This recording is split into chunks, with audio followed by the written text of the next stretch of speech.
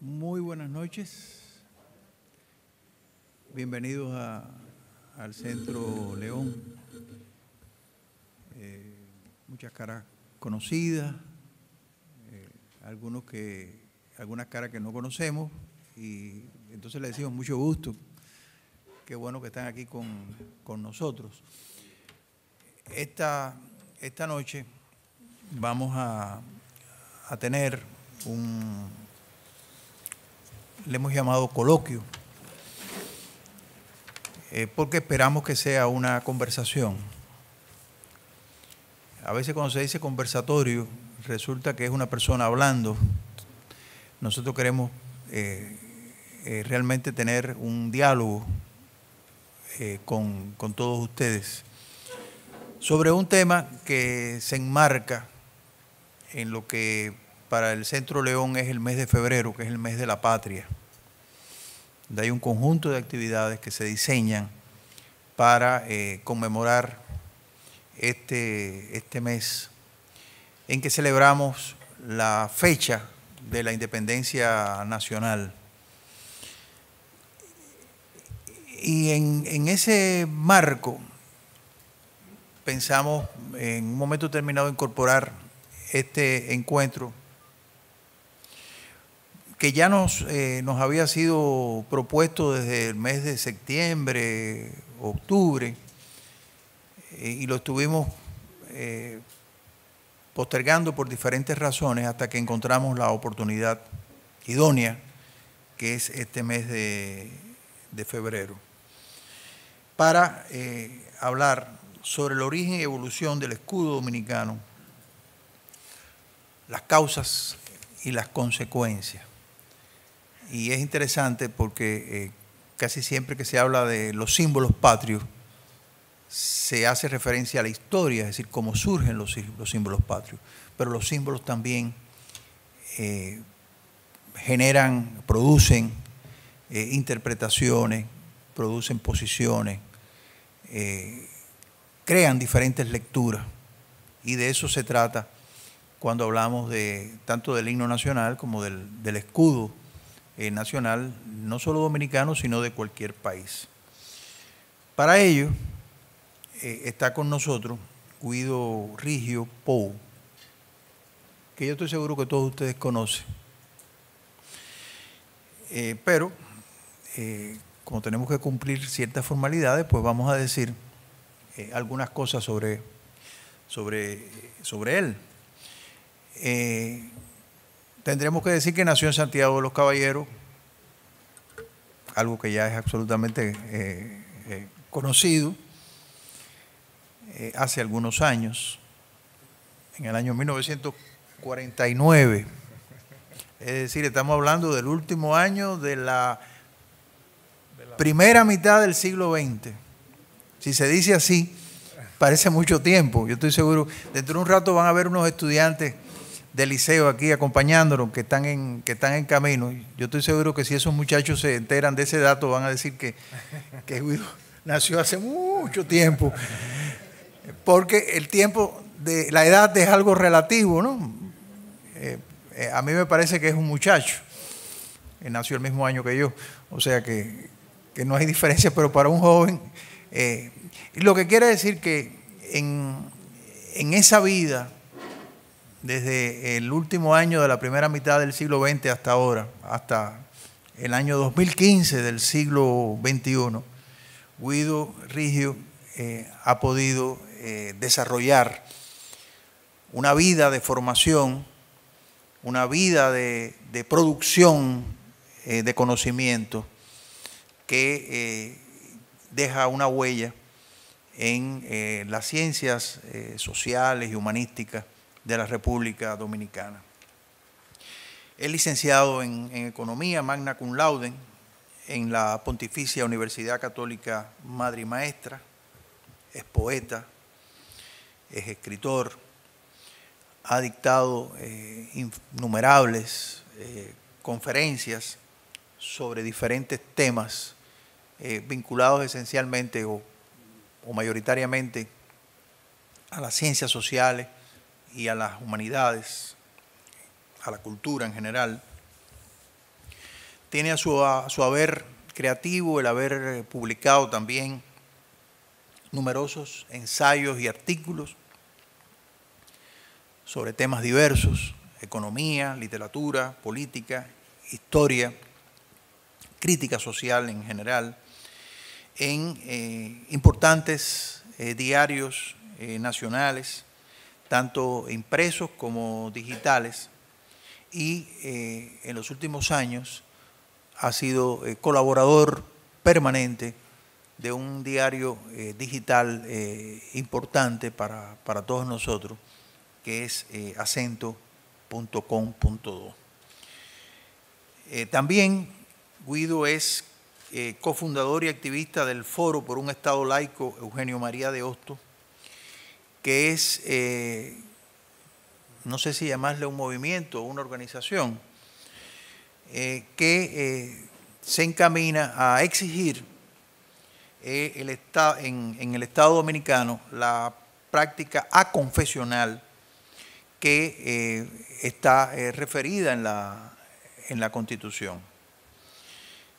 Cultiva además temas metafísicos, como se puede ver en su obra poética, en los libros Espejos del Tiempo, que fue publicado en el año 1995, El Ángel en el 2002, El Otro Jardín en el 2004, donde él demuestra un interés particular en el haiku japonés. ¿Se dice así, haiku?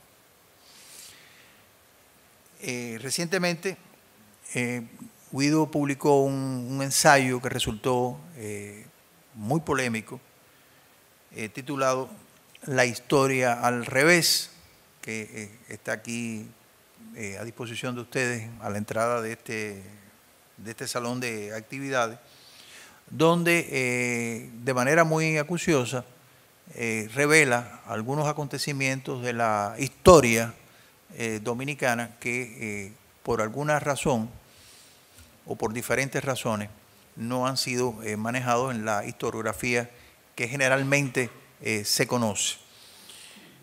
Tiene actualmente escrita una novela inédita que todos estamos esperando y que deseamos que se ponga en circulación lo antes posible, porque realmente tenemos una avidez por conocer esa producción ya meramente literaria de Guido Rigio Pou. Así que le damos la bienvenida y dejamos a Guido con ustedes.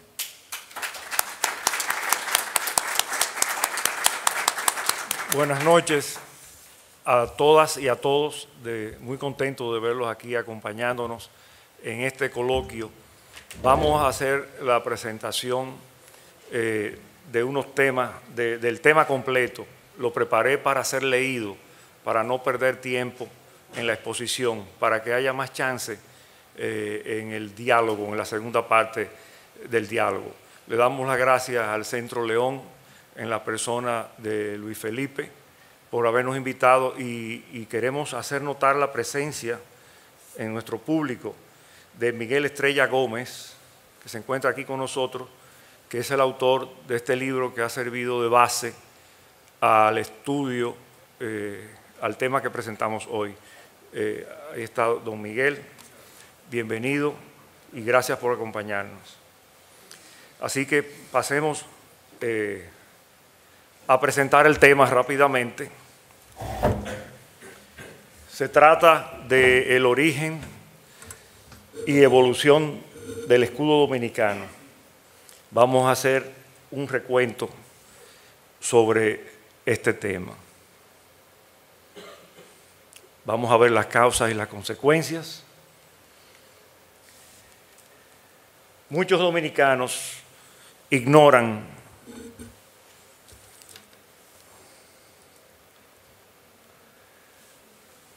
que existe más de una docena de escudos dominicanos que contienen en sus símbolos los rastros de una encarnizada lucha, de una persecución ideológica gestada contra el Patricio Duarte, contra sus ideas liberales. persecución que ha sido intencionalmente relegada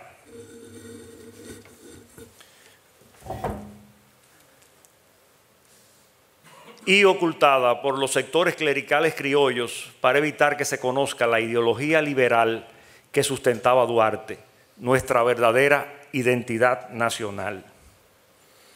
El historiador, cual mago capaz de manipular el pasado, puede convertir un documento en documento, trayéndolo a la vida, rescatándolo del anonimato, pero también lo puede extinguir, ignorándolo, sin llegar a plantearle una cuestión, sin interrogarlo, sin darle la oportunidad de hablar, para que diga las cosas que sabe y calla. De esto se trata, de rescatar el escudo nacional, nuestra identidad nacional. Por lo que vamos a iniciar entonces un revelador recorrido histórico por los diferentes escudos dominicanos y sus símbolos, los ignorados, los que enarbolaron los primeros gobiernos de la naciente República Dominicana para, entre otras cosas, llegar a descubrir por qué hoy exhibimos un escudo nacional diferente al trinitario, al originario, ahora despojado de los símbolos liberales que le otorgó el patricio Juan Pablo Duarte. Para descubrir cómo pasamos de los escudos trinitarios duartianos originarios de 1844 al escudo actual. Para conocer cuáles fueron los eventos políticos y sociales que provocaron esta mutación heráldica con el nefasto fin de distorsionar nuestra identidad nacional. Para saber quiénes fueron los actores encubiertos que se enfrentaron y derrotaron a Duarte en esta guerra ideológica. Para saber por qué los escudos trinitarios duartianos fueron despojados de sus símbolos liberales fundamentales.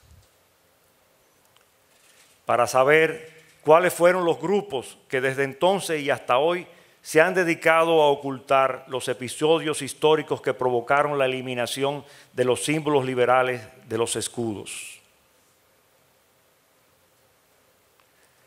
Para saber si fueron patriotas o traidores, para saber por qué lo hicieron, cómo lo hicieron, cuáles propósitos perseguían, cuáles intereses representaban, a qué ideología respondían, cuáles beneficios recibieron, para conocer las consecuencias y revelar el nefasto papel jugado por nuestros historiadores en este complot histórico.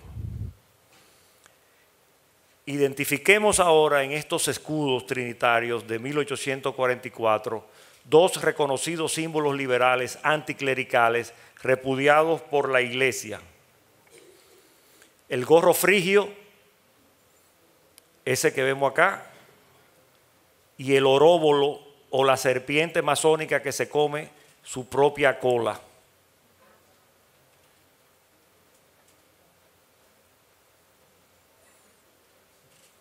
Observemos cómo el escudo nacional de 1913, impuesto por Monseñor Noel, fue despojado de estos dos inconfundibles símbolos liberales.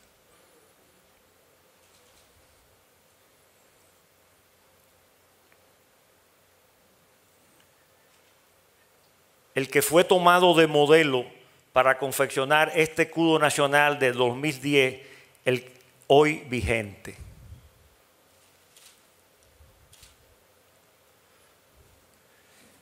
Queremos hacer notar ese texto que está escrito en la Biblia en el centro del escudo. Investigamos para saber por qué los presidentes dominicanos elegían escudos diferentes para representar sus gobiernos. ¿Por qué se eliminó el gorro frigio y la serpiente masónica del escudo nacional? ¿Por qué se mostraba la Biblia protestante? ¿Cómo se llegó al diseño actual? Avancemos por respuestas. En el opúsculo Escudo Nacional de la República Dominicana de Miguel Estrella Gómez podemos encontrar las evidencias arqueológicas, los rastros de una lucha ideológica por el control de la identidad nacional. lo que el clero y los historiadores nos ocultan desde entonces.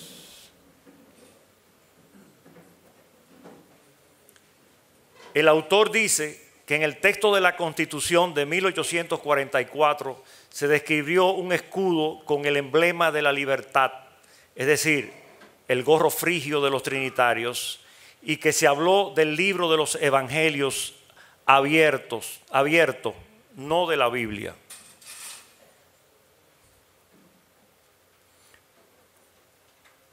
Aquí vemos el libro de los evangelios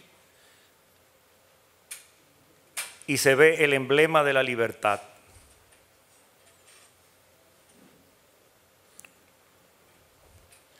Nos dice que en los primeros billetes aparece el escudo con el gorro frigio de la Revolución Francesa y el oróbolo, es decir, la serpiente masónica.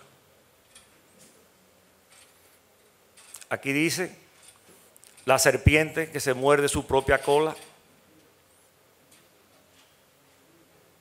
y habla del mismo símbolo de la libertad. Nos dice que también se observa en el escudo del billete de 1844 que se elimina el oróbolo y que solo aparece el gorro frigio anticlerical adoptado por la Revolución Francesa. Aquí vemos el escudo, no se nota la serpiente, perdón, el gorro frigio, no se nota muy bien. Y preguntarnos, ¿qué los motivaba a incluir o a excluir estos símbolos liberales del escudo nacional? ¿Por qué le daban tanta importancia a estos dibujos?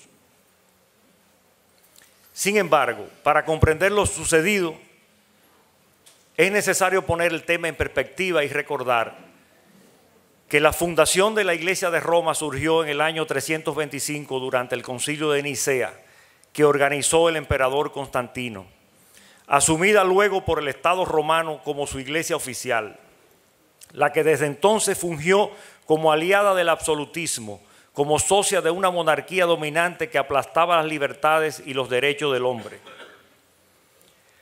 Recordar lo que significó el medioevo, con su teocentrismo y su pesimismo cristiano, lo que desvinculaba al hombre de la realidad del mundo y lo convertía en un ser proclive, sumiso a ser explotado. Recordar que durante siglos el pensamiento mágico prevaleció sobre un pensamiento lógico que daría al traste con la manipulación y la explotación del hombre. Recordar que hasta la aparición de la imprenta, las monarquías y el clero ejercieron un monopolio absoluto sobre la información y el conocimiento. Recordar lo que significó el protestantismo para la libertad de pensamiento y la libertad de conciencia, para el surgimiento de la ciencia y de la democracia. Soplaban nuevos vientos. Recordemos que el hombre abandonaba las tinieblas y que el iluminismo y la razón imponía su pensamiento lógico sobre el pensamiento mágico. En una época donde el absolutismo clerical y las monarquías permanecían enfrentadas con la masonería liberal que procuraba rescatar la sociedad de estos explotadores. Recordemos la independencia norteamericana, la Revolución Francesa y su pensamiento libre. Recordemos que todas las independencias americanas fueron inspiradas y gestadas por la masonería y sus logias Lautaro, así la nuestra. Recordemos que en ese entonces la humanidad entraba en una revolución industrial para darle paso al progreso y a la ciencia. Recordemos que el hombre se encaminaba hacia un nuevo mundo de libertades y derechos ciudadanos, un mundo odiado y combatido por la iglesia y sus reyes aliados que, como entes dominantes, imponían su ideología absolutista para preservar sus riquezas y privilegios. Recordemos que desde los templos se predicaba que era voluntad de Dios que los reyes impusieran su poder omnívodo sobre pueblos y hombres bajo amenaza de un infierno. En cuanto a lo nuestro, recordemos las devastaciones de Osorio. fueron los signos de una temprana lucha ideológica político-religiosa entre católicos y protestantes. Recordemos que nuestra lucha fue por una doble independencia de Haití y de la colonia. Recordemos al Duarte masón liberal que tempranamente viajó a Europa, a una Europa política y religiosamente convulsionada, cargada de ideas revolucionarias y contestatarias. Recordemos el carácter masón de la sociedad trinitaria y de su lucha contra el clero. Recordemos que la masonería liberal se vio enfrentada a la iglesia conservadora anexionista que apoyaba a Santana, polarizados ideológicamente incompatibles. Recordemos que la Carta Pastoral de Portes del 24 de julio de 1844 es publicada para excomulgar y desacreditar a Duarte en el momento y día más crítico de nuestra lucha independentista. Recordemos que la excomunión de Duarte y el posterior enfrentamiento entre Portes y Santana nos revelan los propósitos políticos y egoístas de la Iglesia. Recordemos que la constitución soñada por Duarte fue frustrada muy tempranamente en San Cristóbal. Y es que a Duarte masón y a la Iglesia no le quedaba otro camino que el enfrentamiento. Por asuntos de principios, Duarte debió enfrentar a la Iglesia y a su Estado pontificio antiliberal, el monárquico y anexionista, el conservador y retardatario que le daba directrices al vicario Portes desde Roma para que eliminara del escudo nacional los símbolos liberales trinitarios. No olvidemos que los masones creen en un Dios trino, el gran arquitecto del universo. Por eso Juan Pablo Duarte plasmaba en su firma los 3 puntos de la Santísima Trinidad masónica, la Trinidad por la que juraron los patriotas. Duarte alcanzó el grado de maestro masón, fungiendo como arquitecto decorador de la oficialidad de su logia. Ahí vemos los 3 puntos de la Trinidad masónica que distingue a los masones en la firma de Juan Pablo Duarte. Definitivamente, el contexto político e ideológico epocal no le permitía a la Iglesia otra elección que actuar activamente en contra de Duarte y sus trinitarios masones liberales, sus enemigos naturales. Por ello, José Luis Sáez, jesuita e historiador eclesial, nos dice en su libro La Iglesia Dominicana y el Pensamiento Liberal del siglo XIX, en el acápite de las relaciones Iglesia-Estado, que la actitud asumida por la Iglesia o los eclesiásticos contra la corriente liberal dominicana obedece ante todo a los documentos y normas prácticas trazadas por la Santa Sede a partir de 1832, tal y como aparecen en la encíclica Mirari Vos de Gregorio XVI del 15 de agosto de 1832 y el Syllabus Se Colletio Errorum Moderorum de Pío IX del 8 de diciembre de 1864 y la encíclica Libertas Prestatissimum de León XIII del 20 de junio de 1888. Fin de la cita del jesuita historiador José Luis Sáez. Esto nos explica la contundente declaración política que lanzó la Iglesia contra los trinitarios por proclamar a Duarte como presidente. Carta Pastoral de Portes del 24 de julio de 1844, donde se excomulgó a Duarte. Dice así, uno de sus últimos acápites, es bastante larga. Él, Dios, os dice por el órgano de mi débil voz, se dará por ofendido si no obedecéis los mandatos y órdenes tanto del general de división y jefe supremo Santana como de la Junta Gubernativa, para lo cual os conminamos con excomunión mayor a cualquier clase de persona que se mezclase en trastornar las disposiciones de nuestro sabio gobierno. Dada en la ciudad de Santo Domingo, en el Arrabal de la Misericordia, a los 24 días del mes de julio de 1844, firmado Dr. Tomás de Portes, Se encuentra en el Archivo General de la Nación, Colección del Centenario República Dominicana, volumen 2, página 47 y 55. Documento que se mantuvo por mucho tiempo oculto hasta hace apenas un par de años. Por lo que la Iglesia recibió su merecido pago y se declaró en la primera Constitución de 1844 a la religión católica como la oficial del Estado Dominicano, a lo que se oponía Duarte con su proyecto constitucional. Y por demás sucedió lo insólito, pues se hizo constar en esa misma Constitución que se firmaría un concordato con la Santa Sede y que las fechas religiosas debían prevalecer sobre las celebraciones patrias cuando coincidieran.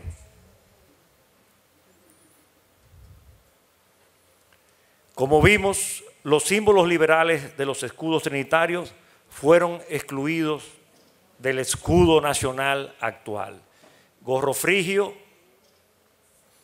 y la serpiente oróbolo o la serpiente masónica, que se traga su propia cola, signo distintivo de la religión católica cuya visión es lineal y esta es una visión repetitiva, circular.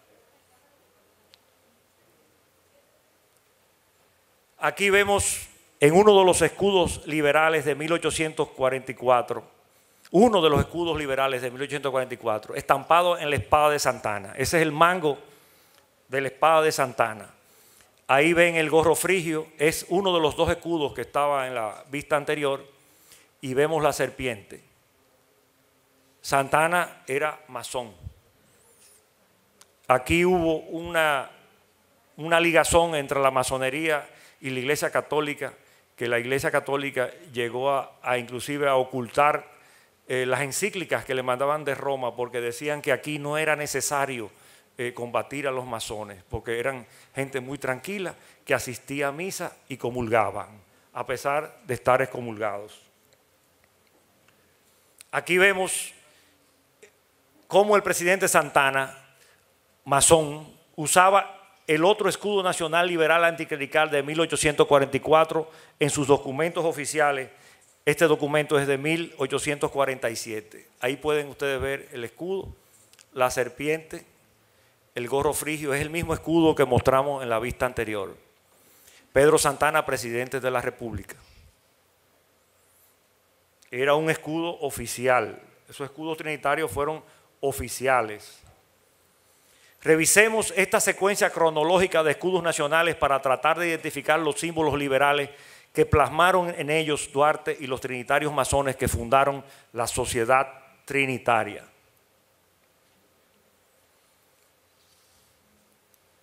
Aquí vemos el escudo que está estampado en la empuñadura de la espada de Santana, el gorro frigio, la serpiente. En este otro escudo, gorro frigio y serpiente. Acá en este del 48, gorro frigio y serpiente, y aparece un símbolo egipcio que es un bastón que era usado por los masones. En aquel otro de 1848 ya los símbolos liberales desaparecen. Aquí en el 49 aparece otro de nuevo con el gorro frigio y la serpiente masónica. Allá aparece otro en el 1853 con el gorro frigio y la serpiente masónica.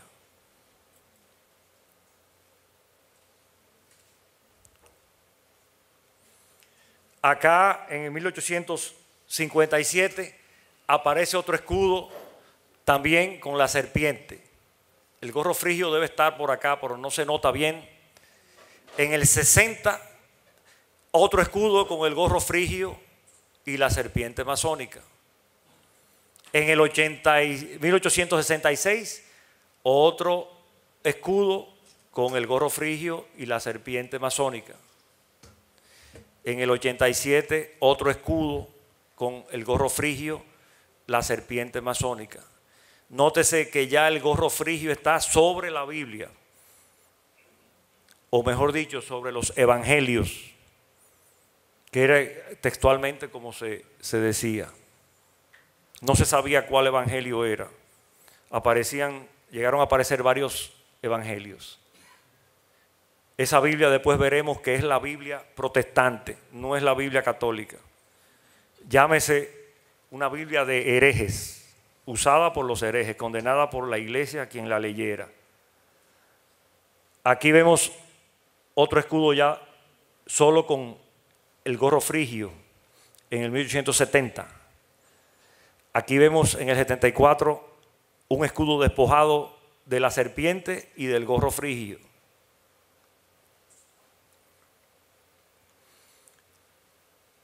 Arriba vemos en 1886 despojado de la serpiente y del gorro frigio.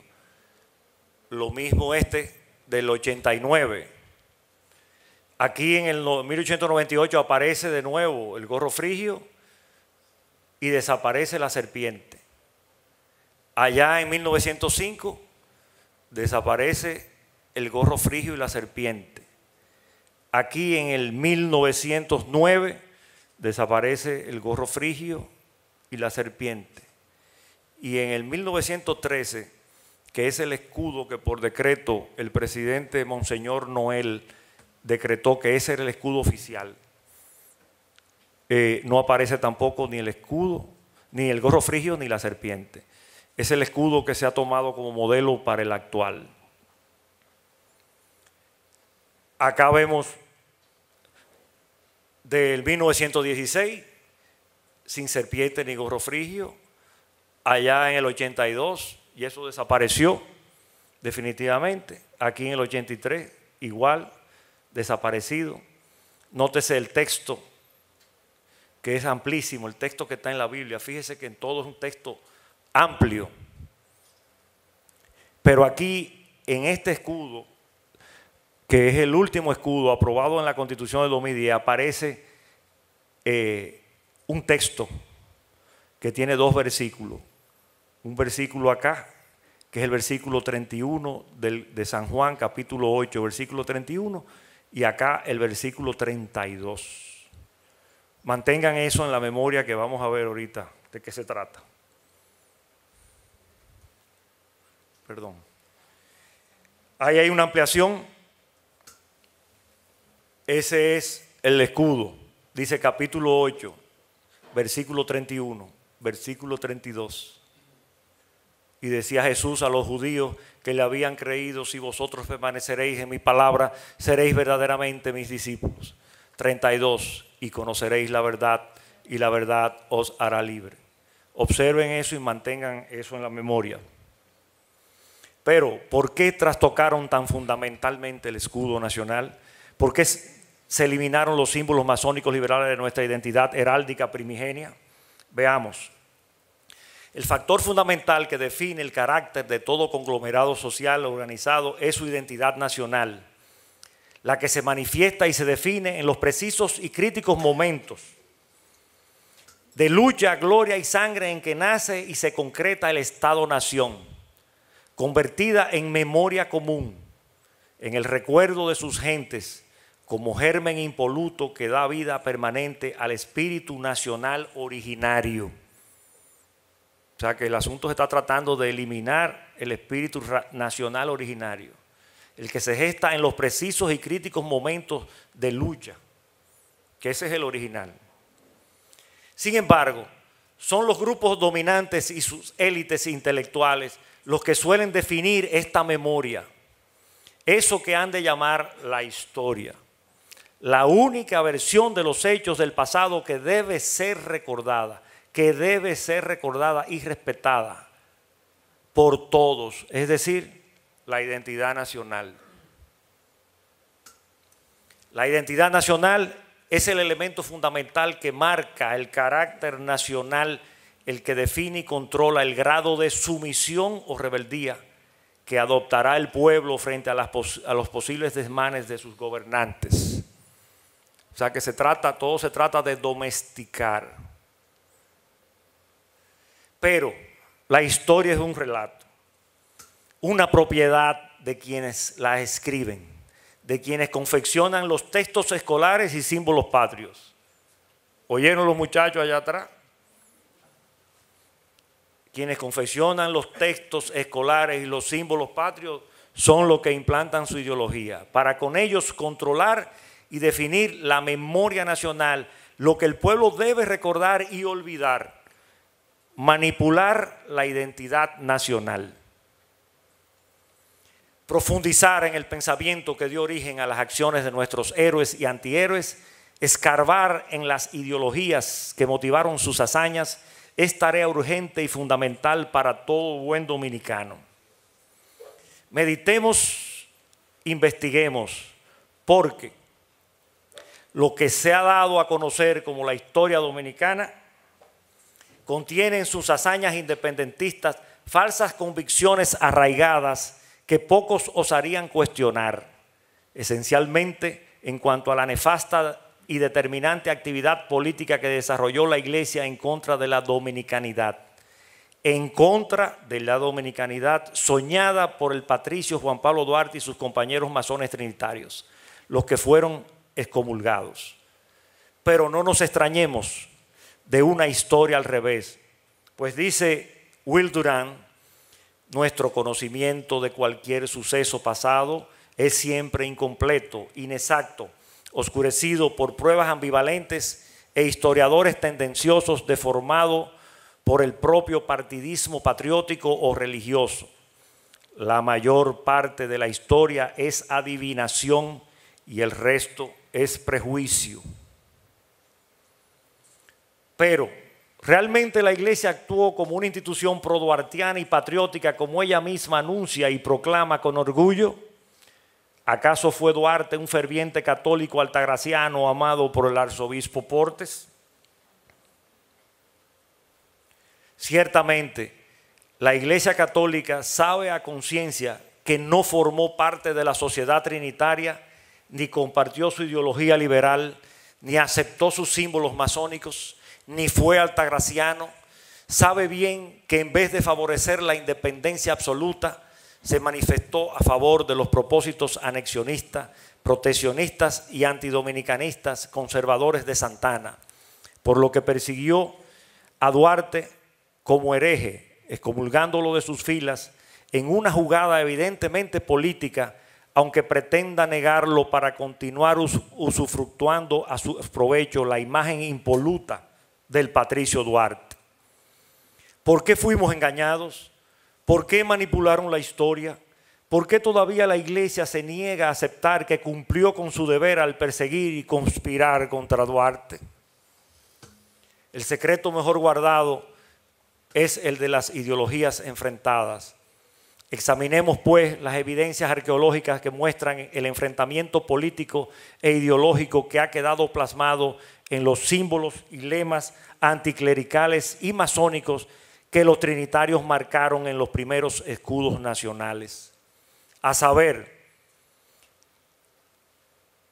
el gorro frigio, puesto debajo o sobre los evangelios, la serpiente masónica o el oróbolo que vimos, la Biblia protestante que se oponía a la católica, la palabra patria y libertad, que eran dos palabras negadas por la Iglesia. Primero, la Iglesia no estaba con la independencia, estaba con la anexión. Entonces la patria no existía para ellos, porque el que estaba con la anexión no estaba con la patria.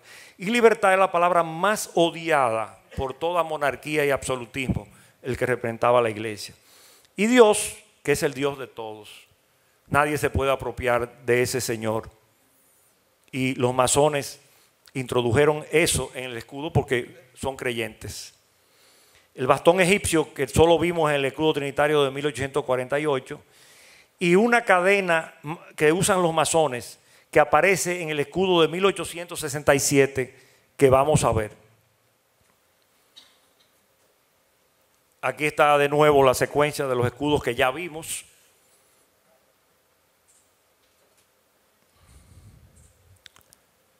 Los vamos a ver más ampliamente. Casi todos los escudos tenían en principio, hasta el año 1870, casi todos hasta el año 70 tenían la serpiente y tenían el gorro frigio. Casi todos. Y lo usaba la mayoría de los presidentes. Empecemos por los dos escudos nacionales del 1844, que eran de diseño netamente masónico y revolucionario. Ya este lo vimos, el que está en la espada de Santana. Ahí lo vemos con mayor detalle. El gorro frigio, símbolo de la libertad y de la Revolución Francesa, y la serpiente que se traga la cola, símbolo de un movimiento humano circular y no lineal que va de el origen del mundo hasta el logro de los cielos. Este era totalmente lineal, opuesto. Aquí vemos el otro escudo presentando los mismos símbolos, el gorro frigio y la serpiente. Esos cañones que vemos ahí eran propios del escudo haitiano. Y fíjense que en ese entonces la bandera no tenía los colores azul y rojo mezclados. Eran azul arriba y rojo abajo. Luego fue que se traspasó un pabellón al otro. La cruz, como saben, además de la cruz, que es un símbolo masónico, la cruz es un símbolo netamente masónico, además representa la división entre los países.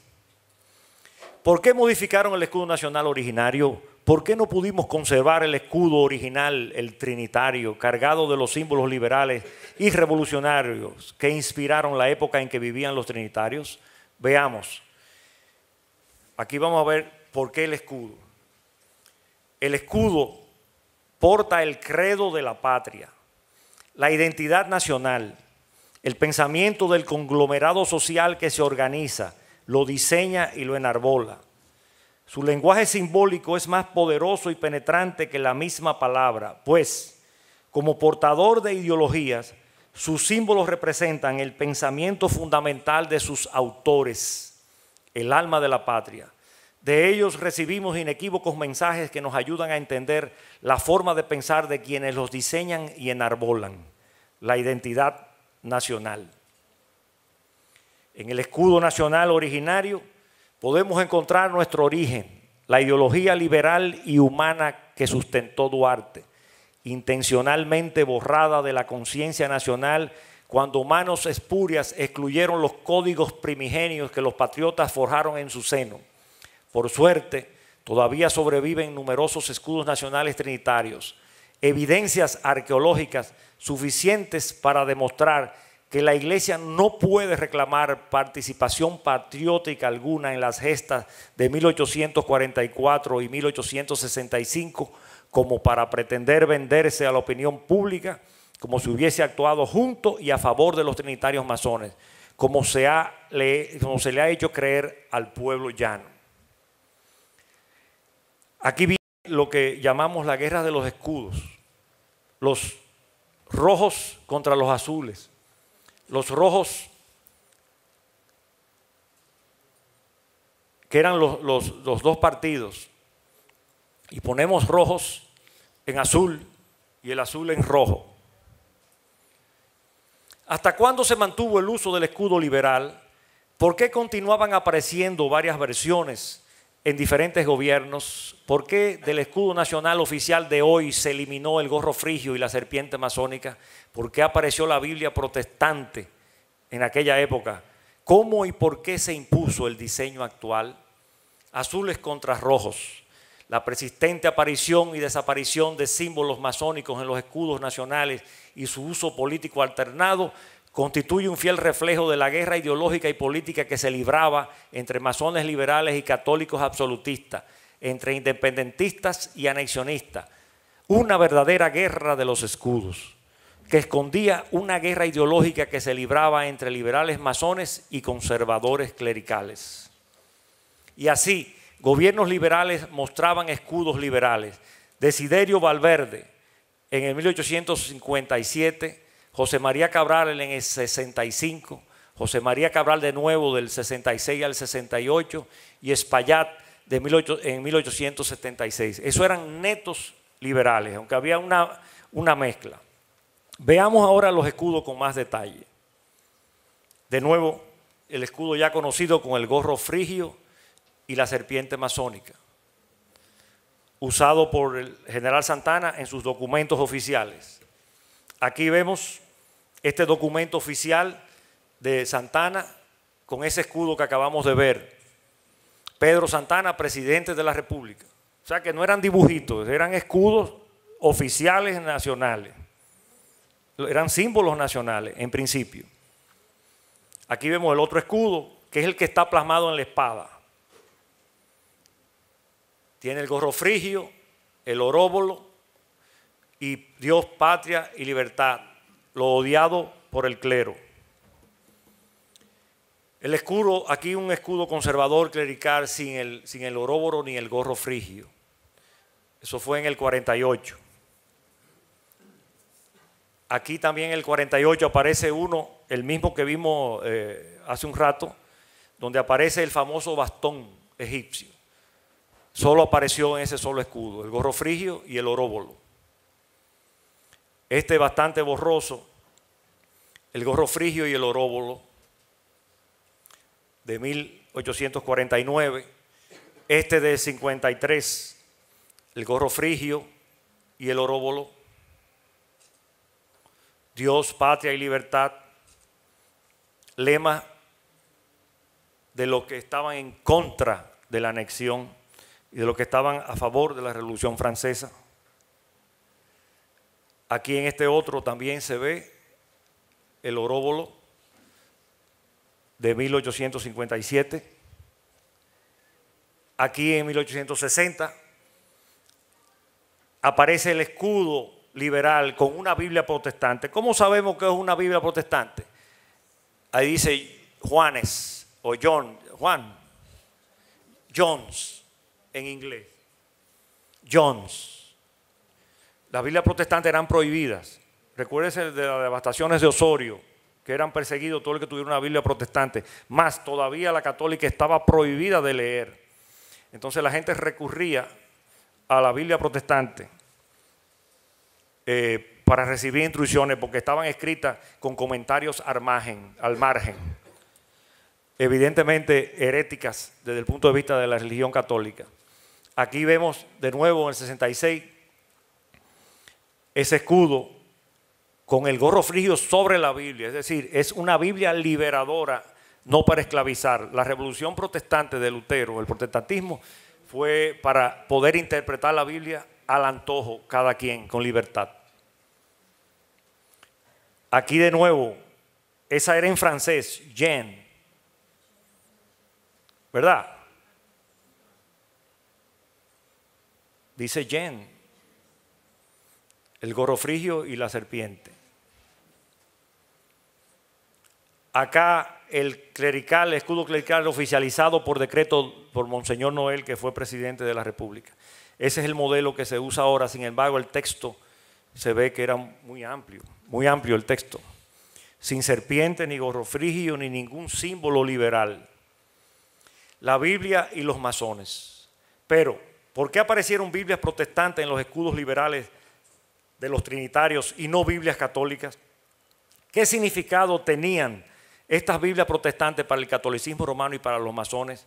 No olvidemos las devastaciones de Osorio. Recordemos que en el ara de todo templo masón se destaca la Biblia, escuadra y compás y 3 luces de la Santísima Trinidad. La Biblia y el compás y las 3 luces de la Santísima Trinidad. Por eso el juramento trinitario en el nombre de la Santísima Trinidad, pero no era la Trinidad católica, era la Trinidad masónica. En el 1860, mostrando la Biblia protestante en inglés como forma de diferenciarse de los católicos. Jones, gorro frigio y la serpiente. Jean, vemos en detalle lo que vimos ahorita. Aquí vemos la cadena, aparece la cadena masónica, mírenla acá. En todo templo masón hay una cadena, en todo lo que es la unión entre todos los miembros, entre todos los hombres. Y aparece una antorcha, una especie de faro o antorcha. Ese no apareció nada más, solo en ese escudo, además del gorro frigio, además de la serpiente. Aquí vemos un escudo extraño donde el Evangelio en el capítulo 2, no el 8 como hoy tienen los escudos. El gorro frigio sobre la Biblia, que es una Biblia liberadora protestante, y la serpiente masónica. Aquí vemos gorro frigio, detalle del gorro frigio y un texto bastante amplio que aparece en ese escudo. Y nos preguntamos, ¿existió alguna cooperación entre los masones criollos y haitianos en los tiempos de la independencia? ¿Por qué durante el grito de independencia no se derramó nada de sangre? Algo extraño que la gente no conoce. Sino tiraron el tiro y ahí se declaró la independencia, y aunque estábamos ocupados por el ejército haitiano, no se derramó una gota de sangre. ¿Por qué? A los conservadores y a los dictadores les molestan los símbolos liberales. Estos escudos haitianos, el de Duvalier y el actual, en el actual está el gorro de la libertad, el gorro frigio. Y aquí Duvalier lo quitó, porque no comparten el significado de ese grandioso símbolo de la Revolución Francesa. Los escudos del Army y del Senado de Estados Unidos, porque la independencia de Estados Unidos fue gestada por masones y cristianos protestantes. Por eso todavía vemos el gorro frigio en los escudos de armas y de muchas instituciones norteamericanas. Así también lo encontramos que las logias Lautaro encendieron la llama de la Revolución Francesa en toda América. Vemos el escudo de armas de Argentina y de El Salvador con el gorro frigio. Más aquí también está el triángulo masónico de la Santísima Trinidad.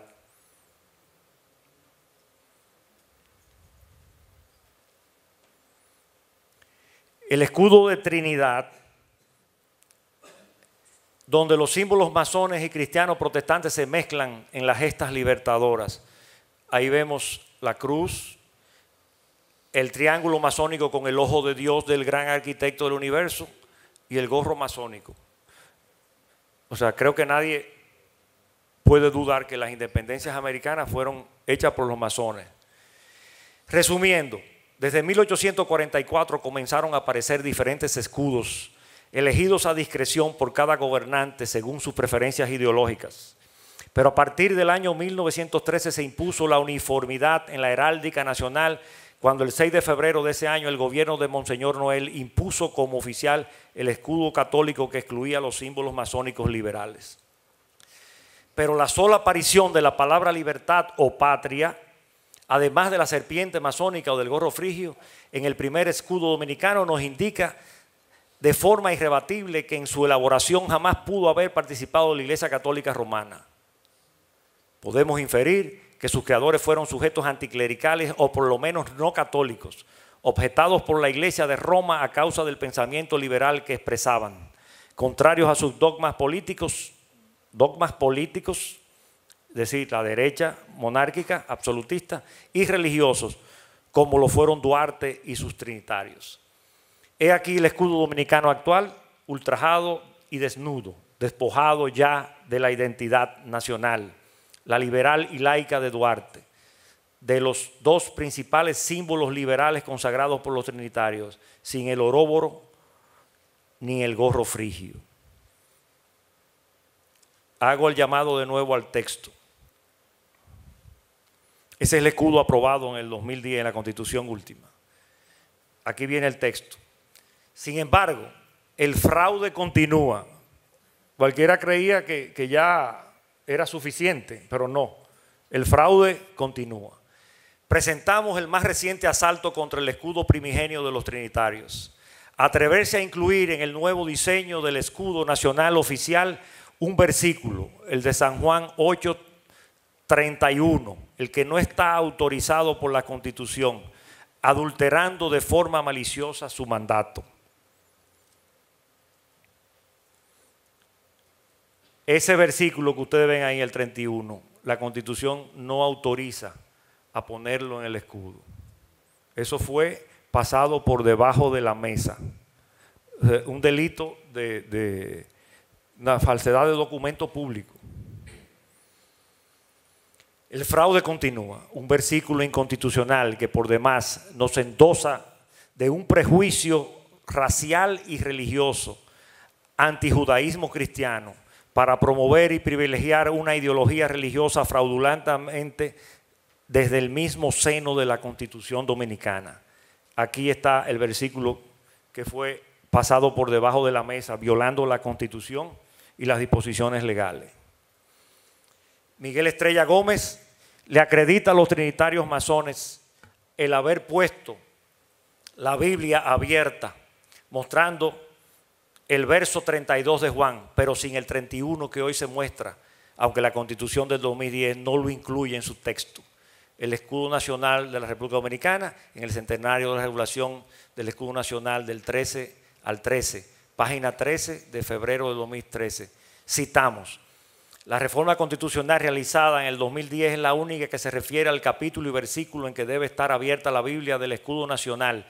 Evangelio de San Juan, capítulo 8, versículo 32, que dice: y conoceréis la verdad y la verdad os hará libres. Comúnmente considerado como un lema adoptado por la Sociedad Secreta de los Trinitarios, fundada por Juan Pablo Duarte el 16 de julio del 38 con el objetivo de promover nuestra independencia. Ahí está el agregado, el 31. Aquí está el otro: y conoceréis la verdad. Eso es una fotocopia del libro del señor Miguel Estrella, que se encuentra con nosotros. Perdón. Aquí está el texto ampliado.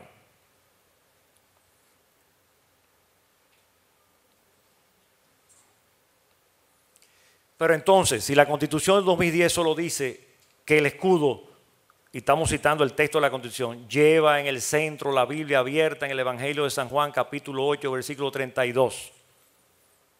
No dice más nada. Ese es el artículo 32 de la Constitución, que pone el versículo 32 de la Biblia, de San Juan, el capítulo 8, sin mencionar otro versículo. ¿Quién se tomó el derecho de incluir en el escudo actual el versículo 31? El no incluido por la Carta Magna, el que por demás está cargado de xenofobia, de la ideología y del veneno antijudío del cristianismo. Duarte nunca fue un xenófobo, nunca. Pero hay más, pues no se conformaron y sabiendo muy bien que todas las constituciones pasadas solo hablaban de los evangelios abiertos, han violentado la tradición y los han sustituido por la Biblia. O sea, para poder introducir la palabra Biblia en la Constitución, cambiaron, todo eran los evangelios que se mencionaban en los escudos, nunca se mencionaba la Biblia. Para colar una novedad y poder decir que el escudo lleva en el centro la Biblia abierta, cosa que no se podía decir. Se decía el escudo lleva en el centro los evangelios abiertos, que son dos cosas muy distintas. De nuevo, aquí el escudo, aquí la secuencia de los escudos, y esto lo vamos a pasar por alto. Y citamos a Simón Bolívar: más que por la fuerza, nos dominan por el engaño. Muchas gracias. Iniciemos el coloquio.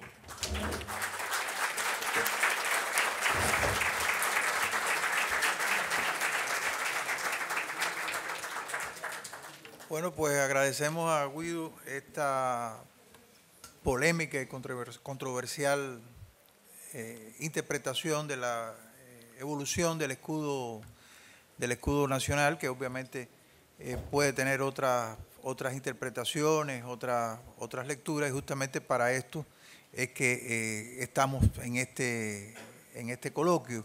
Y para esto damos la palabra a ustedes ahora para que puedan aportar sus puntos de vista o hacer algún cuestionamiento a nuestro expositor. Le pedimos que se identifique, por favor. Ramón Mueces, una pregunta. Hemos estado hablando durante toda la presentación sobre el gorro frigio. ¿Podría usted decirnos cuál es el origen del gorro frigio y su incorporación en los escudos nacionales? Eso se remonta a la época de los romanos. Había una tribu, creo que húngara, que se les rebeló a Roma. Y entonces ellos usaban ese gorro por lo que fue adoptado por la Revolución Francesa, como símbolo de la libertad y la liberación del imperio y del absolutismo.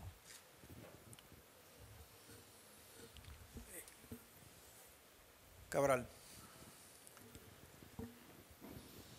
Muy buenas noches.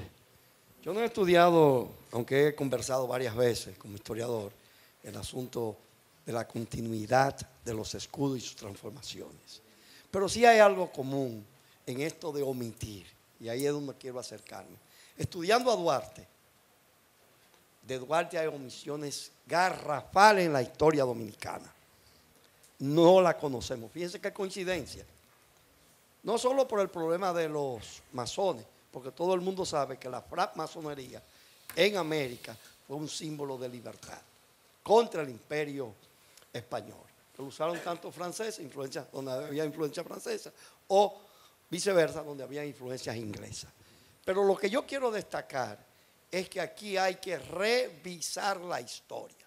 Y esa falsa de los llamados padres de la patria, que fue un invento acomodado de Lilis en 1892, para complacer familiares, cuando se propuso por primera vez de que Duarte era el único fundador en 1884 a instancia de 3 ciudadanos ilustres al Ayuntamiento de Santo Domingo de aquel entonces, el arzobispo Meriño, coincidencia, Enrique Gil Carvajal y Emiliano Tejera, que era hijo de uno de los trinitarios.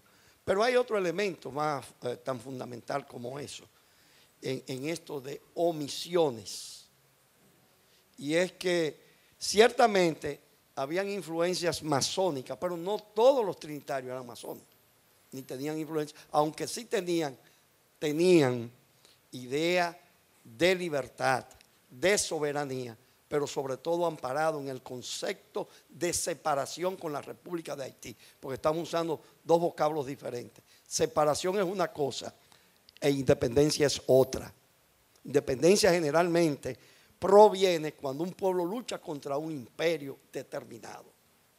Entonces hay una lucha de liberación. Con respecto a los haitianos, hubo en cierto aspecto un pedimento de algunos sectores de la vida nacional alrededor de 1822, para no entrar en muchos detalles. De manera que hago estas precisiones porque siguen en la historia dominicana esas omisiones profesas por la clase dominante y por la clase política para poder mantenernos en el oscurantismo. De manera que yo felicito a Guido por estas investigaciones y debiera seguirse. ¿Por qué no ocultaron durante 40 años a Duarte? Desde Lilis hasta 1844. Eso es importantísimo. Por esa razón, por sus ideas liberales. Pero lo dejo ahí porque yo no soy conferencista. Sí. Yo he estudiado la otra parte que se hunde con la tuya. Una aclaración, y es que los 9 fundadores de la Trinitaria sí fueron masones. Se dice que uno no se puede clasificar solo como masón, era estudiante de masonería porque era menor de edad, tenía 17 años. Bien, vamos a darle la palabra al señor. Víctor Quiñones. Hay algo que estoy viendo en la secuela de los escudos. ¿Se puede poner de pie, por favor? Ok. El problema es que he visto en la secuela, por ejemplo, esa es la bandera nacional que tuvimos en principio. 2 colores de un lado, un color de un lado y los 2 colores del otro. Sin embargo, en los escudos he venido notando que están interpuestos como está realmente la bandera, como se usa ahora, creo que fue Lili el primero que comenzó a hacer los 4 cuadros intercalados, porque antes los 2 cuadros azules estaban arriba y los 2 rojos abajo. cosa que usaban cuando los rojos y los azules en las banderas, para cuando un grupo subía ponía los rojos arriba y cuando el otro grupo subía ponía los azules arriba. Sin embargo, he notado que en todos los escudos que se han presentado, a excepción de ese, están intercambiados los colores. Realmente no tengo una idea de la contradicción. Bien, gracias. No, en principio los dos colores azules estaban de un lado arriba y los rojos abajo. Y luego se decidieron para diferenciar más una patria de otra patria. Eso es lo que tengo entendido.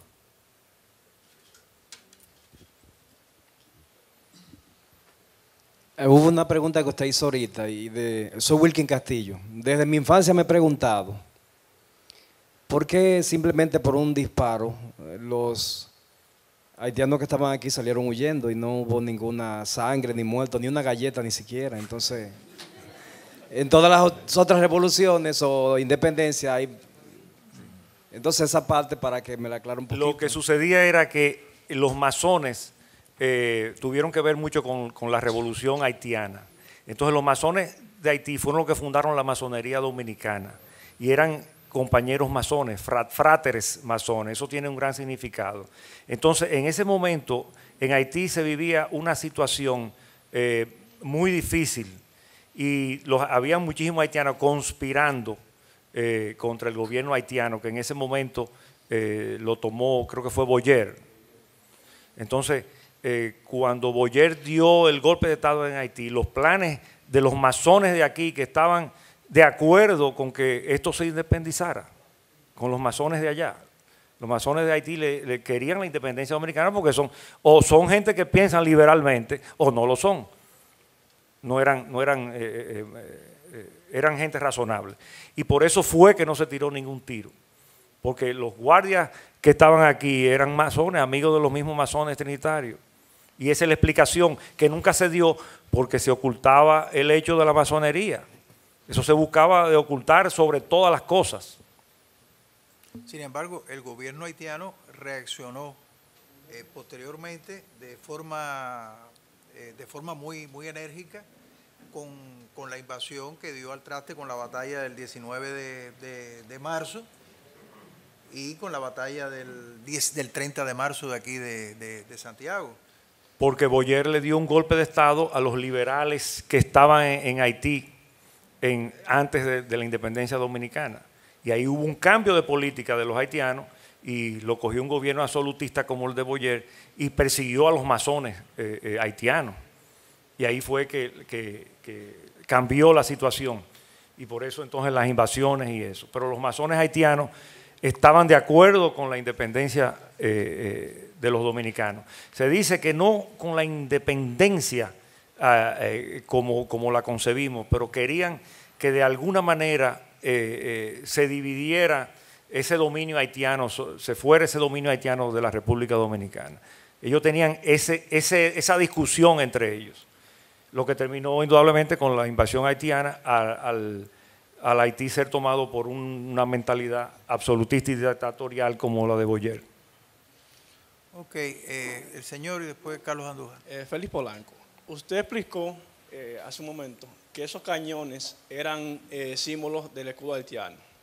Entonces, la bandera también original, esa bandera, tiene cierto parecido con la haitiana. Creo que la haitiana tiene el color rojo encima y el azul debajo. Sí. Entonces, ¿qué influencia tuvo los masones haitianos en esa confección de ese primer escudo? ¿El escudo de nosotros? En ese escudo. No, lo que pasa es que la bandera haitiana viene de la bandera francesa, que tiene el azul, el blanco y el rojo. Entonces ellos sacaron los blancos de su bandera y quedó el azul y el rojo de la bandera francesa. Entonces nosotros le metimos la cruz para separarnos y los dos pabellones azules quedaron arriba y los dos rojos abajo y luego entonces se intercambiaron. Andújar. Yo creo que el problema de la confrontación con los haitianos va más allá de la masonería. cuando se ocupa Santo Domingo en 1822, el decreto de abolición de la esclavitud neutralizó el 80% de la población que era negra, mulata, libertos, que no veían en la ocupación haitiana una resistencia, todo lo contrario, una liberalización del estado en que vivían. Entonces yo creo que eso iba más allá de una lectura con respecto al tema de la masonería, que es importante pero no explica todo. Y cuando los haitianos aceptan que el trabucazo de Mella era la separación, los mandos medios haitianos no estaban de acuerdo con entregar el poder. Eso fue la dirección política del Estado haitiano que le indica que entreguen el poder. Y en la retirada viene la masacre del ejército haitiano. ¿Quién lo hace? No fue la dirección política haitiana, fueron los mandos medios inconformes con la decisión del poder haitiano. Entonces, cuando van en la retirada, ellos responden de una manera violenta, independientemente de las invasiones que se produjeron posteriormente. Pero yo iba a decir una cosa breve con respecto a los cambios que ha sufrido el escudo dominicano. Uno de los problemas graves de la identidad cultural dominicana es que nosotros todo lo cambiamos. Hace unos años yo fui a una conferencia en Ucamaima de la capital y el azul de la bandera, yo no sé a qué era que se parecía, pero no era azul. Y ha habido discusión con relación al himno nacional. Y nosotros todo lo cambiamos, si nosotros no dejamos íconos. Inclusive con Trujillo es parte de la historia. Y cuando se derrocó a Trujillo, se mató al dictador, nosotros acabamos con todo, es decir, borramos una parte de la memoria, porque la memoria es buena y mala. Y eso consolida las identidades. Entonces a nosotros nos encanta cambiar las cosas. Inclusive yo estoy de acuerdo con las Mirabal, pero nosotros podemos estar cambiando todos los nombres de provincia cada 100 años, porque eso desestabiliza las identidades, las tambalea. Y aquí se ha hablado hasta de cambiar por los méritos que no se cuestionan de las Mirabal esa provincia. Entonces nosotros tenemos que cuestionar eso, que es un elemento débil, obviamente, de la identidad y que se refleja en esa ambivalencia que presenta la identidad cultural dominicana. Claro, los grupos de poder, como decía el expositor, han sido los responsables de esa ambivalencia, porque cuando los símbolos patrios se ideologizan, se pierde el símbolo de la patria, porque la patria está por encima de los partidos y por encima de la ideología. Y por eso Duarte está por encima de los políticos de su época. Bien, gracias, Carlos. A ver, Marichal. Pragmacio Marichal. Le preguntó ahorita que quién le cambió en la Constitución 2010.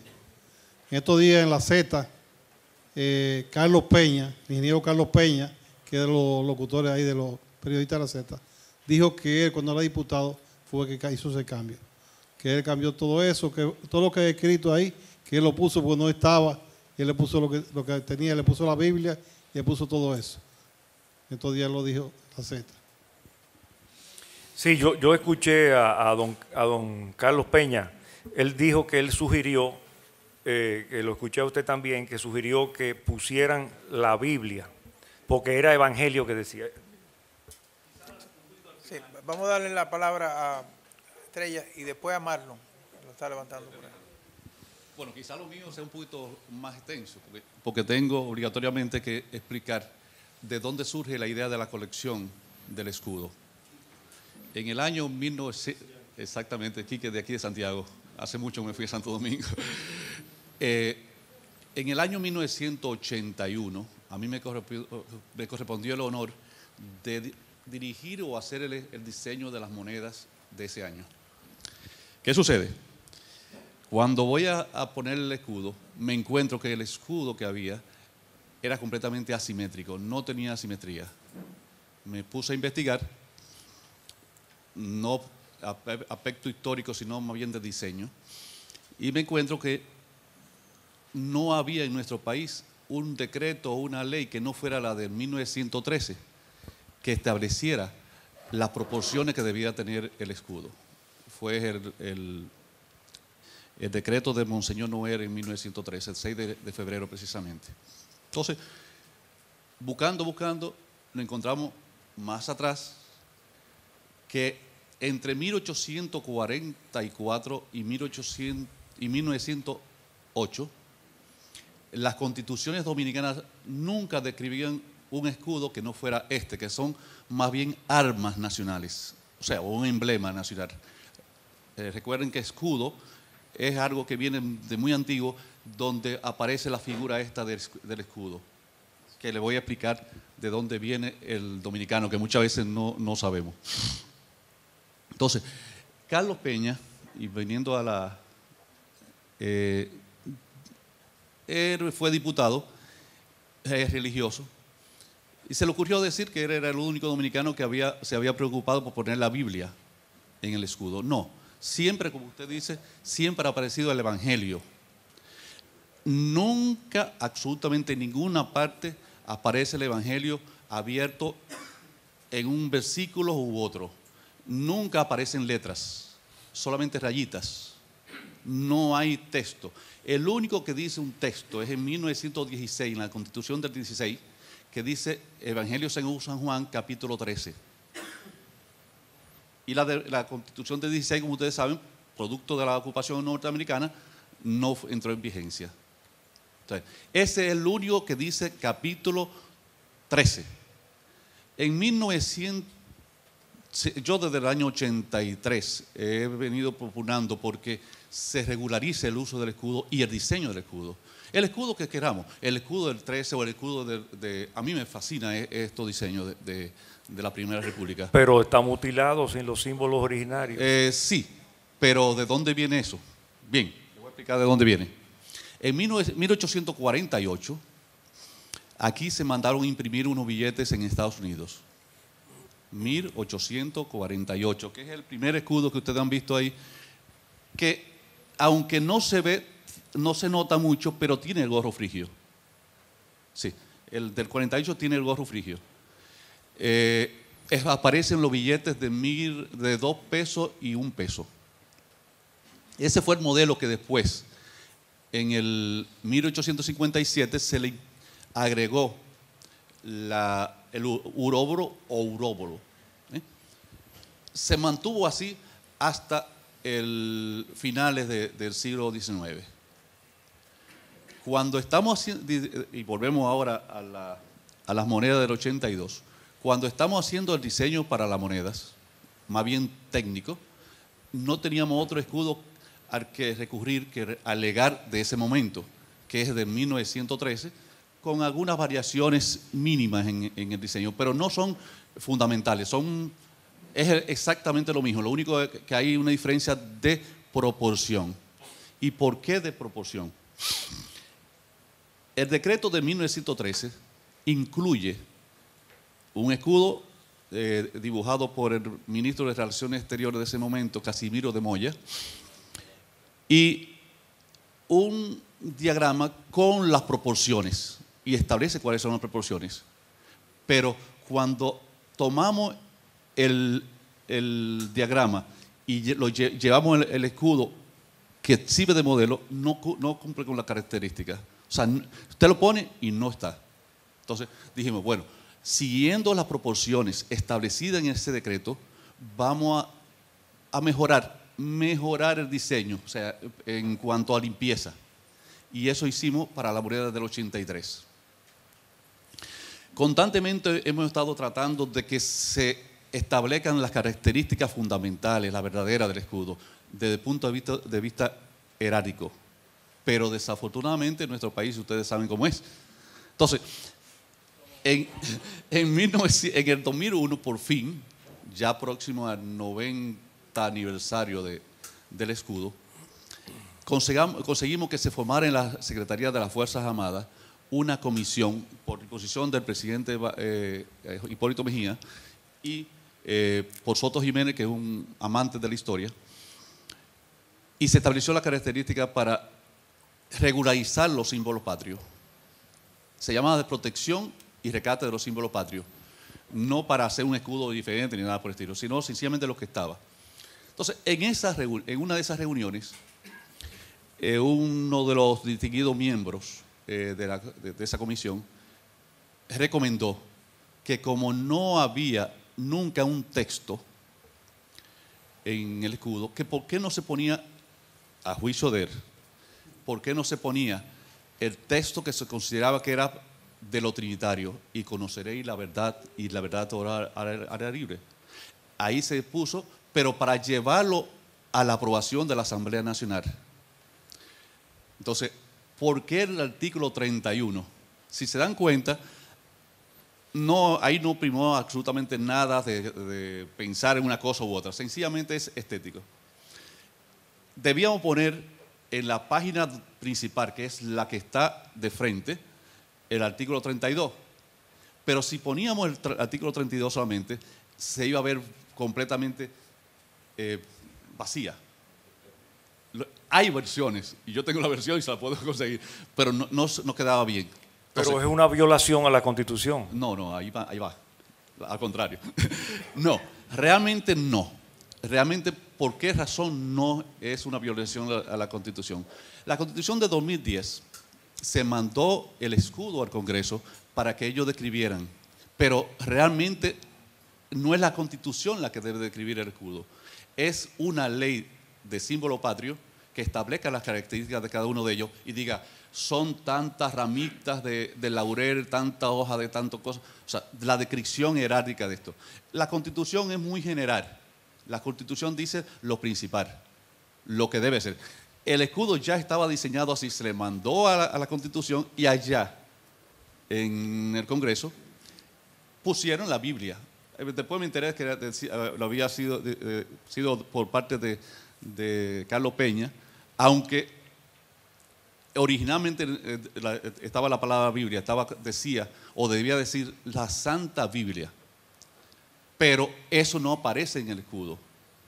Dice la Santa Biblia abierta en el Evangelio según San Juan capítulo 8 versículo 32. Coincidencialmente el artículo que lo trata después es el 32, pero realmente no ha habido la decisión de establecer algún estamento legal que establezca la característica o el diseño del escudo dominicano en ninguna parte, salvo en el decreto de 1913 de Monseñor Noel.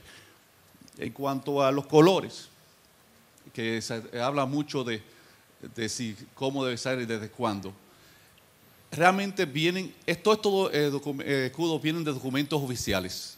Yo me valí modestamente así como de la espada, de los sellos, de cabecilla y principalmente, porque mi especialidad es la numismática, de las monedas, que es lo que más llega al pueblo. Entonces, agarramos y revisamos todas las monedas. Si vamos a revisar escudos, no son los 23 que hay en la colección. No. Podríamos sacar 30, 35 escudos. Pero sencillamente son por variaciones pequeñas. Entonces, ojalá de estas actividades muy interesantes, por cierto, y donde se llama la atención, podamos en algún momento influir o recomendarle a nuestros presidentes o miembros del Senado o del Congreso en general que se aboquen en algún momento para establecer la característica o la definición de lo que deben ser nuestros símbolos y específicamente el escudo. Yo soy partidario de que si en algún momento se decidiera volver a lo primero, fabuloso. A los primogenios, fabuloso. Le tomamos la palabra. Para mí será un honor. Hacia la identidad nacional de nuevo. Para mí será un honor. Y que también hay algo muy interesante, y le voy a tirar de tarea. Dios, patria y libertad. Si ustedes ven lo que es un escudo, se encontrarán que encima del escudo están los que se llaman trofeos. ¿Qué son los trofeos en nuestro escudo? En nuestro escudo actual, o en el escudo de 1913 para acá. Los trofeos son el libro, la cruz y las banderas. En algún momento se consideró, y así aparece en uno de los escudos, que cada uno de esos trofeos debía corresponder con cada una de las palabras que forma parte de nuestro lema Dios, Patria y Libertad. Dios está considerado siempre como nuestra fe cristiana. La patria por la bandera y la libertad. ¿Acaso es la Biblia o el Evangelio? En el año 1877 se hizo un juego de monedas con cada uno de esos elementos y el libro no es el Evangelio, es la Constitución. Así hay un escudo de 1868 que dice Constitución, no Evangelio. Ese es un buen dato, qué bien. Bien, gracias. Gracias Vamos por a dar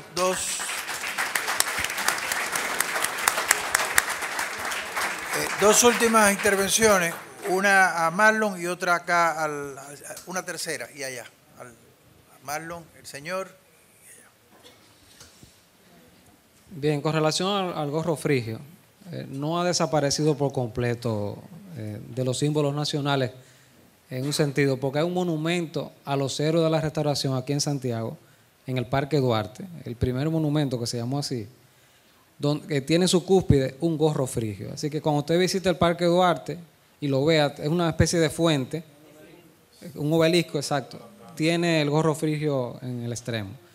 Y con relación a la evolución del escudo, me parece, bueno, lo que el señor Andújar mencionó, tocó un punto que quería comentar. Cómo en menos de 70 años, 2 decenas de escudos, que quita esto, que pone aquello, que quita esto, que pone lo otro. Es algo que creo que es singular con relación a lo que sucedió en otros países. En la Argentina es prácticamente el mismo de hace 200 años. Y el de Estados Unidos, el sello que ellos tienen como escudo, es el mismo que Jefferson, los padres fundadores norteamericanos, diseñaron, con sus símbolos masónicos. Aquí la influencia eclesiástica, la verdaderamente conservadora, logró erradicar el escudo e impulsar la agenda religiosa sobre algo que es nacional, que debería estar por encima de la religión. Entonces esa ha sido la diferencia, y nuestra falta de identidad es marcada como país, que tenemos que estar cambiando, quita y pon, y el tirijala con el escudo lo evidencia. Gracias, Marlon. Acá el señor. Sí, muchas gracias. Buenas noches, Rafael Reyes. Esto evidencia que no es nada nuevo la dificultad que tenemos los dominicanos para ponernos de acuerdo. Y como vivimos cambiando las cosas, también al himno le quitaron el toque de clarín. Cuando yo oigo el himno lo pito, porque lo oía cuando era niño y me duele escuchar el himno nacional ahora sin el toque de clarín. Pero me preocupa la idea de que, o sea, tengo la pregunta de por qué si la crisis y digamos que la disensión existía entre el catolicismo dominante y la clase dominante y los liberales masónicos, ¿por qué de alguna manera los masones no se pusieron de acuerdo? Porque tengo entendido que el único presidente dominicano del siglo XIX que no fue masón fue el arzobispo de Niño. Entonces Santana era masón, Duarte era masón, Baje era masón. Entonces, ¿qué fue lo que pasó? Me parece que la contradicción va más allá de los meros asuntos típicamente religiosos. Yo pienso que había otras contradicciones de orden económico, político, ideológico, etc. Me gustaría escuchar la opinión de ustedes al respecto. Sí, los masones de aquí fueron masones especiales, aunque la masonería tampoco es una unidad absoluta. Cada masón piensa como quiera y actúa como quiera. Pero la masonería de aquí tuvo la característica especial de que se mantuvo y se mantiene todavía sin declararle la guerra de frente al clero, cosa que es muy diferente sucedió en el mundo entero. Yo creo que es el único caso. Hay un texto de historia de, no recuerdo de quién, de un obispo, un alto clero dominicano, que manda una correspondencia al Vaticano. En ese caso, no sé si ya eran los estados pontificios o ya solo era el Vaticano.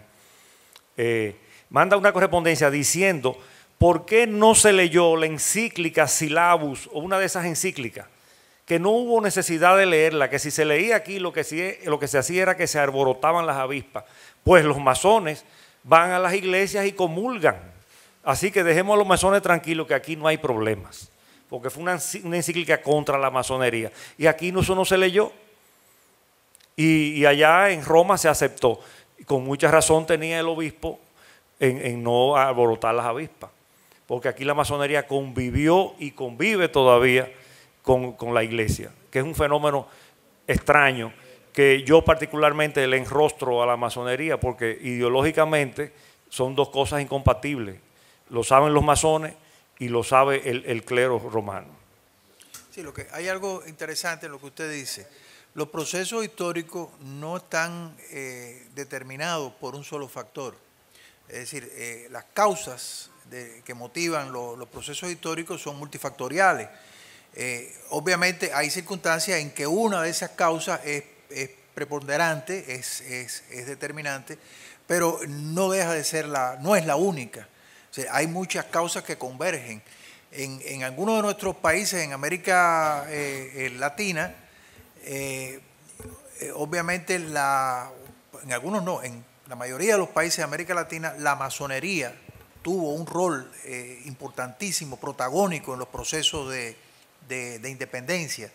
Casi todos los grandes próceres de América Latina estaban vinculados a la masonería. Ahora, dentro de la masonería también habían diferencias económicas, sociales, políticas, que eran conflictivas y que determinaron muchas veces esos procesos. Entonces no es la masonería solamente, es el resultado también de las contradicciones económicas y políticas que estaban presentes en ese sector importante, que muchas veces, o la mayoría de las veces, eran comerciantes, eran profesionales de profesiones liberales, eran intelectuales, es decir, había una población masónica que obviamente por su formación tuvieron ese protagonismo en nuestra independencia. Ahora, no era solo los masones, no era solo la masonería, sino también los conflictos que se daban dentro de ella, que no son más que los conflictos que se daban en las propias sociedades de América Latina. Yo quería darle la palabra, la última intervención a... Sí, no te puedes quejar, te estoy dando la oportunidad de clausurar. Mira que... Voy a ser muy breve. Una puntualización con respecto a lo que dijo el profesor Andújar de los cambios. En Haití, Duvalier cambió el azul por negro, porque era partidario de la negritud. Eso es un movimiento filosófico, histórico, que tiene sus razones, del cual fue el último alumno. Quiero decir, estoy hablando de Papadoc, el viejo, que era un político profundo. El muchacho luego heredó eso y sabemos las consecuencias. Otra cosita, con relación a Duarte y los haitianos, y eso se calla mucho. Sabemos que Duarte y los trinitarios y los liberales dominicanos, sobre todo la juventud, que era ese grupo que los representaba, conspiró contra Guayé en Haití, y que por eso vino la posibilidad de declarar la separación, como decía el poeta Cabral.